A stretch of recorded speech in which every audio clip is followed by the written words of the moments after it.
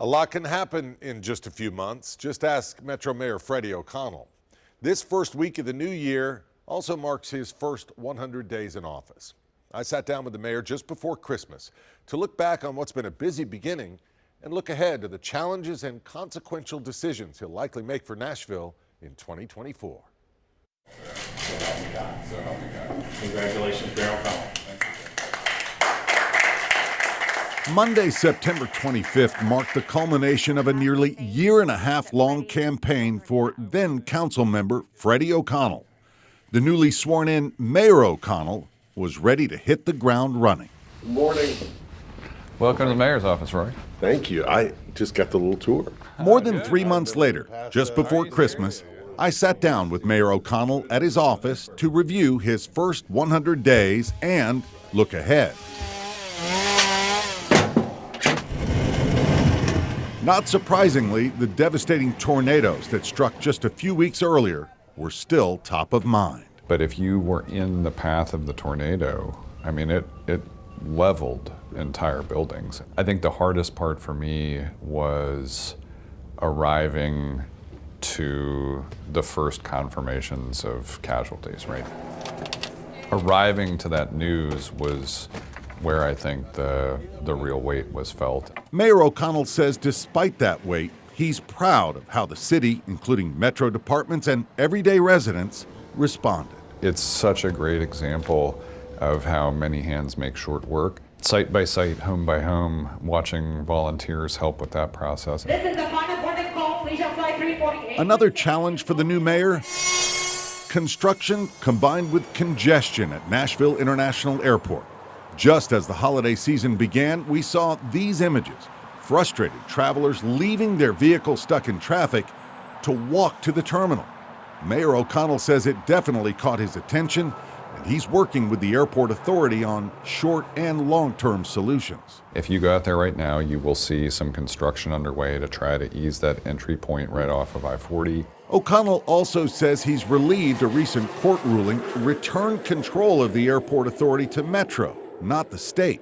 It certainly gives us confidence that the local board members are going to take full account of the local impact. Shortly into his tenure, the new mayor received reports from transition committees tasked with prioritizing potential steps in 3 key areas: transit, government operations, and growth, also known as how Nashville moves, works, and grows. Any metro service you need. Recommendations included a renewed focus on customer service, with more staffing for Hub Nashville to help answer citizen concerns faster.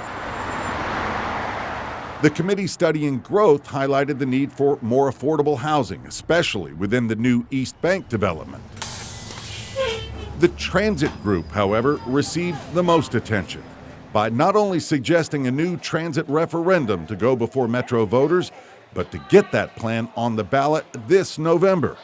Mayor O'Connell says it's a challenge, but thinks it's possible. If we go down this road, if it turns out we see all the gates and we can pass through all the gates, the legal and financial, the procedural things it's going to take to even offer Nashvillians this choice, then it's our obligation to offer as high quality a plan as we possibly can.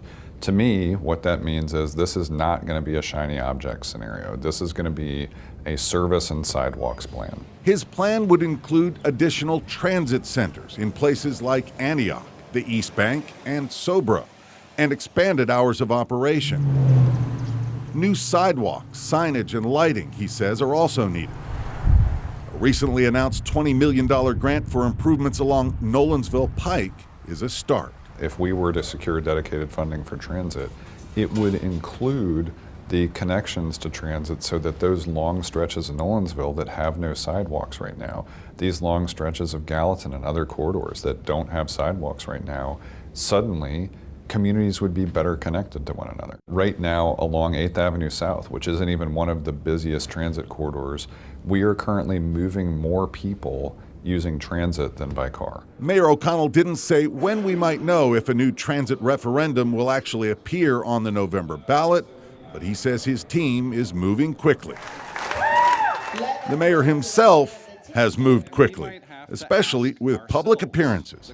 In his first 100 days, he attended at least 60 events, from graduations to ribbon cuttings and tree lightings. Why do you think it's important, and how are you balancing your time? Because it seems like you're everywhere. When I show up to these things, it's not with a lot of pomp and circumstance. These are just great little neighborhood events. Events the mayor says give him a chance to share with his own family and also talk with residents one-on-one. So my commitment was that I wasn't just going to be, sit at a desk in City Hall mayor, that I was going to be mayor for the entire city. And so when I go out to Hermitage, when I go out to Old Hickory, when I go up to Whites Creek, I think there is a very strong appreciation for knowing that the mayor's office isn't just having this perspective that we're here to be there for all 525 square miles, but that I personally am trying to set foot in all of these communities.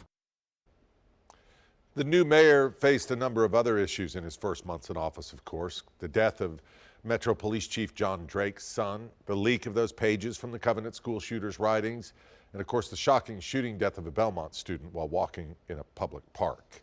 So much to talk about in just 100 days. That's right. But he's very deliberate about what he's doing. And getting to know each council member, their needs, each department, its needs. Yeah, very deliberate, meeting with every council member one-on-one, still in the process of doing that. He knows he's got a lot on his plate, but he says he's ready. We'll see. Big city, a lot of big city issues.